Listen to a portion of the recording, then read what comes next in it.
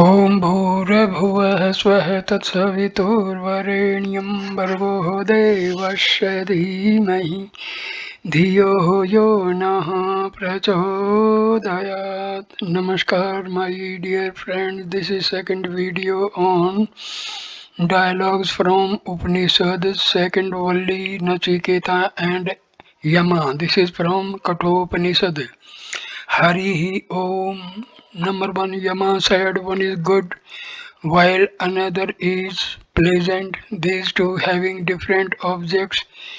Chain Amen. Blessed is he who between them chooses the good alone, but he who chooses what is pleasant loses the true end. 2. The good and the pleasant take hold of man. The wise man examines and distinguishes them.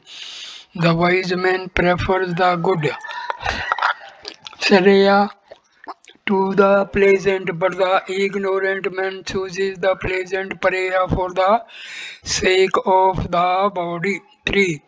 O Nachiketas, thou hast renounced desires and desirable objects of pleasant shape as the heavenly nymphs. Judging them by their real value, thou hast not chosen the road of wealth in which many men perish. Fourth, these two, ignorance and knowledge, are wide apart and lead to different points or goals. I believe Nachiketas to be one who desires for knowledge, for even many desires have not taken these. 5. The ignorant who live in the midst of darkness but fancy themselves as wise and learned go round and round, deluded in many crooked ways, as blind men led by the blind. 6. The way to the hereafter is not apparent to the ignorant man who is foolish, deluded by the delusion of wealth. This is the world he thinks. There is no other, thus he falls again and again under my sway. 7. He, the self of whom many are not even able to hear, whom many, even when they hear of him, do not comprehend. Wonderful is a man when found who is able to teach the self. Wonderful is he who comprehends the self when taught by an able teacher. 8. That self which taught by a man of inferior intellect is not easy to be known, as it is to be thought of in various ways. But when it is taught by a perceptor who is one with Brahma, who beholds no difference, there is no doubt concerning it, the self being subtler than the subtle and is not to be obtained by arguing. 9. This knowledge is not to be obtained by argument, but it is easy to understand it. O dearest, when taught by a teacher who beholds no difference, thou hast obtained it now, thou art fixed in truth. May we have, O Nachiketa, an enquirer like these. 10. Nachiketa said, I know that the treasure is transient, for that eternal is not obtained by things which are not eternal. Therefore, the Nachiketa's fire has been propitiated by me with the perishable things, and I have obtained the eternal. 11. Yama said, the end of all desires, the foundation of the world, the endless rewards of sacrifice, the other shore where there is no fear, the praiseworthy, the great and wide extended sphere and abode of the soul. All these thou hast seen, and being wise, O Nachiketas, thou hast with firm resolve rejected all. 12. The wise sage who by means of meditation on his self recognizes the ancient, who is difficult to be seen, who is unfathomable and concealed, who is hidden in the cave of the heart, who dwells in the abyss, who is lodged in intelligence, indeed renounces joy and sorrow, 13. Having heard and well grasped this, the self, the mortal, abstracting the virtuous Atma, attaining this subtle self rejoices because he has obtained what is cause for rejoicing. I think that the abode of Dharma is wide open for Nachiketas. 14. Nachiketas said that which thou seest as other than virtue and vice, other than cause and effect, other than the past and future.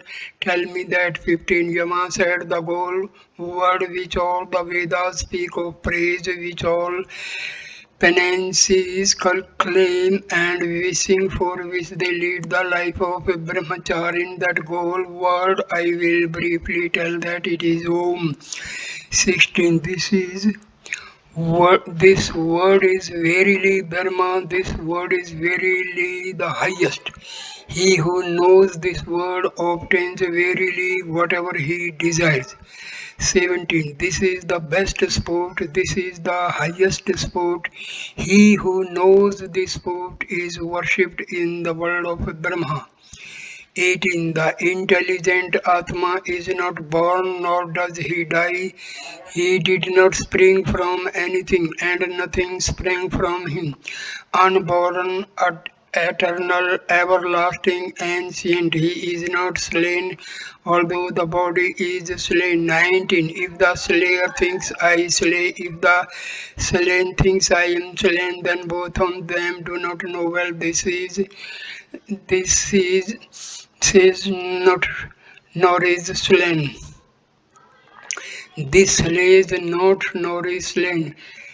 20. The Atma, subtler than the subtle, greater than the great, is seated in the heart of each living being. He who is free from desire with his mind and senses composed beholds the majesty of the self and becomes free from sorrow.